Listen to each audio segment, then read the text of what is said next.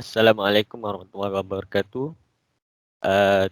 Today we are going to present our final project for data structure. Our project title is Implementing ArralyList in Timebook application, and these are our group members. My name is Muhammad Taqiyuddin bin Ramzi, Muhammad Safiq bin Roslani, Muhammad Ashraf bin Muhammad Ali, and Wan Muhammad Shauki bin Norizan.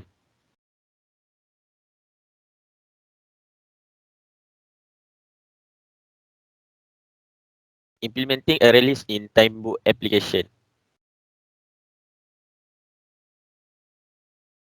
So basically, Timebook application is a desktop application that evolved from level 3 address book. Timebook is a scheduling program that seeks to make it easier for busy undergraduates to stay on top of their schedules. It can also find out when and where undergraduates use their free time.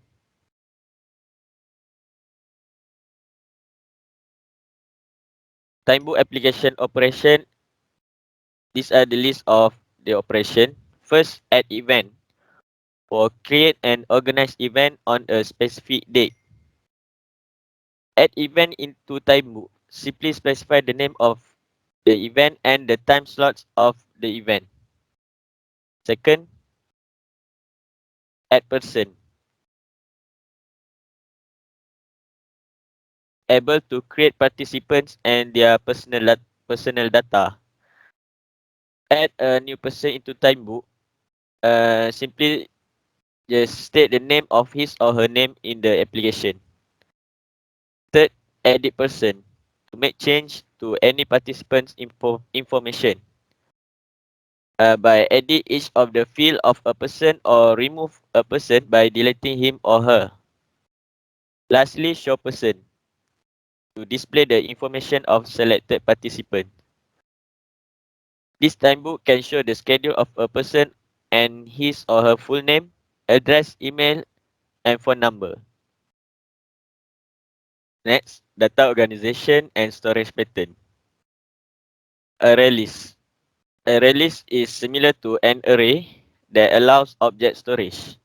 Unlike an array, ArralyList object automatically expands when a new item is added, and it shrinks when items are removed. Okay, next is I will explain a little bit about adding elements to an array, which is elements can be added to the front, back, or elsewhere. As you can see the illustration or the animation, we can adding an element in the front of the list or rear of the list. Also, we can adding an element in the center. Next. All right, for the first application operation that we use is add event. So as you can see here, we have three index here, and then we add test one, and then test one will be appear in the second bar, and then we add quiz once, and then the quiz one will appear in second bar, and then also we add project one, and then it will appear in the third bar. So as you can see here, it will added one by one. Next.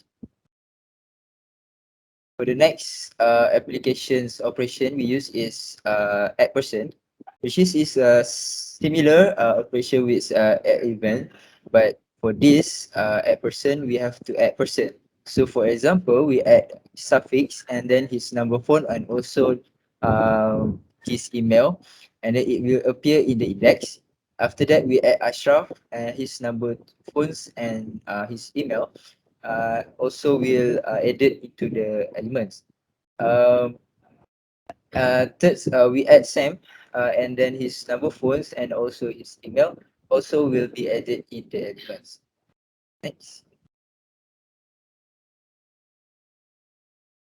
The third one is edit person. So for example, we have 3 person here, and then we want to edit one of the persons. For example, I give you here is we want to edit suffix. So in this index, we already have a suffix, and his number, phones, and also his email. And then we want to edit suffix to the new email, as you can see there, shafiq92@gmail.com. And then when we after that, it will updated in the new index.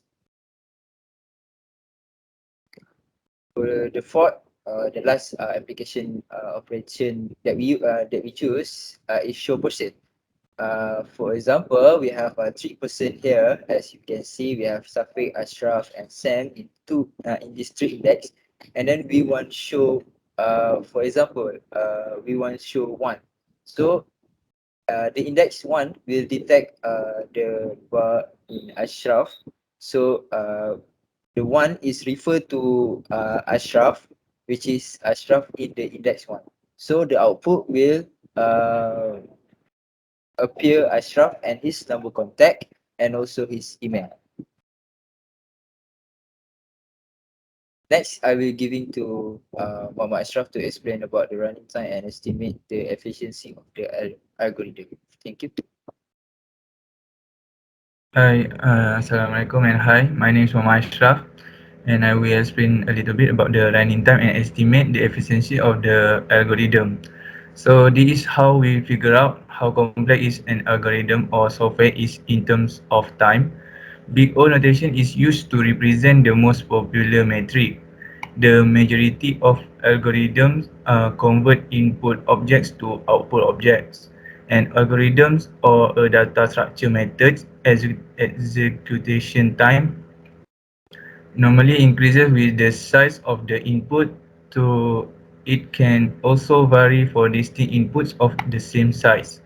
A number of other elements, such as the hardware and software environments, influence the running time. Despite the potential for variance due to various external conditions, we like to concentrate on the relationship between an algorithm running time and the amount of its input. And finally, we like to express the running time of an algorithm as a function of the input size n. Next slide. As you can see, this how it iterates through the ArralyList words and is hence reliant on the ArralyList size. As a result, its execution time is always O(n). Next. So the findings that we can conclude is an algorithm is a step-by-step approach for executing a task in a finite amount of time. Whereas a data structure is a systematic method of organizing and accessing data, we must be able to analyze particular data structure and algorithms exactly before we can call them as good. Characterizing the running time and space utilization of algorithm and data structure operation is part of determining a program's efficiency. The running time is a natural measure of goodness because time is valuable. Okay, next I'll pass to Shafiq. Okay, Assalamualaikum. My name is Muhammad Shafiq. So proceeding on to question 4. Okay, here I can show an example of our code from our application. So here is our code. And the second picture shows that the Timebook Java application. Here we can see five names that we have input to our application.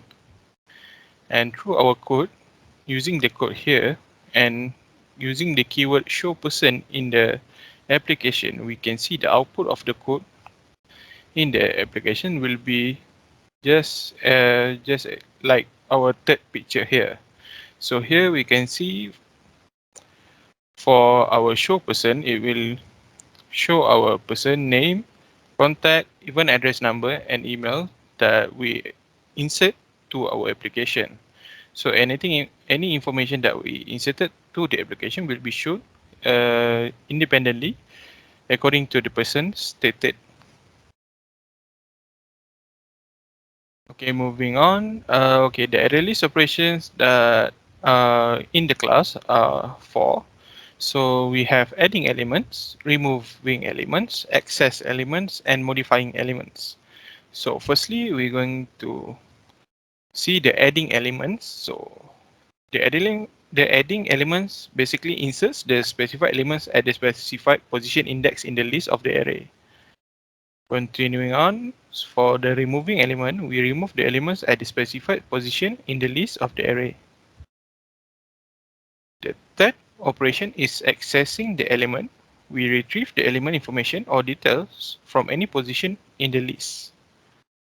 And the fourth operation is modifying the elements. We can insert or remove the element details from the list.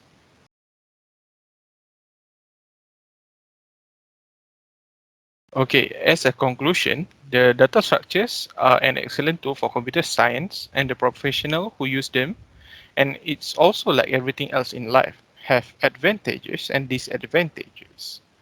Thus, data structures enable information storage, provide a means for managing large amounts of data. Data structures and algorithms is understood and carefully studied by system programmers to ensure the design of efficient and effective softwares. So that's all from us. Thank you.